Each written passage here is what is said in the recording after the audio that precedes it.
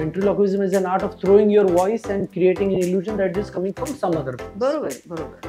Puppeteer म्हणजे जे आम्ही झपाटलेल्या मध्ये केलं त्याला पपेटियर होतो तेव्हा आम्ही दिसत नव्हतो, फक्त पपेट दिसत होतो.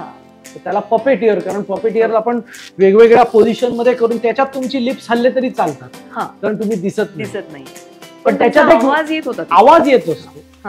पण त्याच्यात वेगळे परत चॅलेंजेस असतात. असं नाही की तुम्हाला लपून राहून तुम्हाला ऑपरेट करायला लागतं. तुम्हाला कॅमेरा तुम्हाला दिसला नाही पाहिजे तरी पपेटचा लुक नीट दिसला पाहिजे, त्याचे डोळे नीट कॅमेरात दिसले पाहिजेत.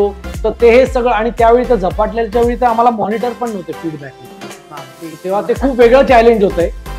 ते वेगवेगळ्या देशाचे छोटे छोटे पपेट्स दाखवलेले. हा गंपू आहे, हा माझ्या आजोबांनी 1920 साली इंग्लंडहून आणलेला आहे.